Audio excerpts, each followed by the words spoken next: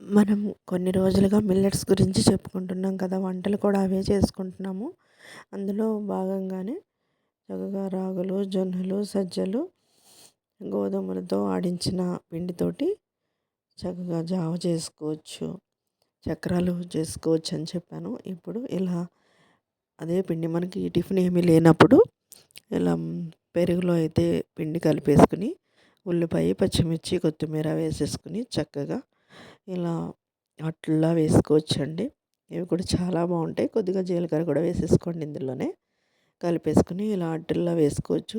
Evening tiffin చేసేవాళ్ళు కూడా ఇలా వేసేసుకుంటే చక్కగా 2 తిన్నామంటే మనకి పొట్ట హాయిగా ఉంటుంది. ఫుల్ఫిల్ అయిపోతుందనమాట. ఎక్కువగా తినాల్సిన అవసరం కూడా లేదండి. మిల్లెట్స్ కదా, బాగుంటాయి. ఇలా చేసి ఒక గ్లాస్ పాలు కానీ అలాగే మజ్జిగ కానీ తాగితే సరిపోతుందనమాట. ఈవినింగ్ టిఫిన్ కూడా అయిపోతుంది. టిఫిన్ లేనప్పుడు వెతుక్కోకుండా ఇలాగా చేసేసుకోవచ్చు. అలాగే మనం ఇప్పుడు చపాతీలు కూడా చేసుకుందామండి సేమ్ పిండితోటి. చాలా బాగుంటాయి అన్నమాట. అంతకుముందు చపాతీలు ఎలా ఉన్నాయో ఇవి చేసుకున్న చపాతీలు ఎలా ఉన్నాయో మీరే చెప్పండి. ఇలా నేను ఒక కప్పు మిల్లెట్స్ పిండికి ఒక కప్పు గోధుమ పిండి అయితే తీసుకున్నాను నేను. 2 కలిపేసుకుని చక్కగా కొంచెం ఉప్పు, నీళ్ళు వేసి కలిపేసుకుని ఇలా లాస్ట్లో కొద్దిగా ఆయిల్ వేసి ఇలా కలుపుకుంటే సరిపోతుంది. అసలు వేయాల్సిన అవసరం కూడా లేదండి. అంత మెత్తగా ఉంటుంది అనమాట. పిండి అయితే చాలా స్మూత్గా ఉంటుంది.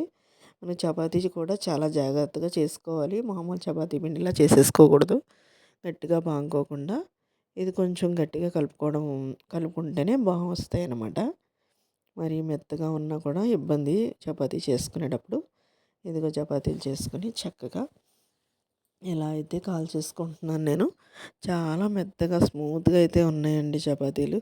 ఇందులో ఏమి వేసి కలపాల్సిన అవసరం లేదు. ఆలు కూర అయితే వండేసాను నేను. ఇలా పూరి కూడా చేసుకుందాము, కానీ పూరి నాకు అంత ఇదిగా అనిపించలేదు. కానీ చపాతీ అయితే మాత్రం చాలా బాగుంది పిండితోటి. పూరి కూడా చూద్దామని వేసాను అనమాట 2. పర్లేదు బాగానే ఉంది, కానీ ఆయిల్ అయితే ఎక్కువ పీల్చలేదు. రుచిగానే ఉంది, కానీ పొంగటం అది తక్కువగా పొంగింది అంతే. బాగానే ఉంది టేస్ట్ కూడా. ఎలా ఉంది మీరు కూడా ఒకసారి ట్రై చేసి కామెంట్ అయితే పెట్టేసేయండి మరి.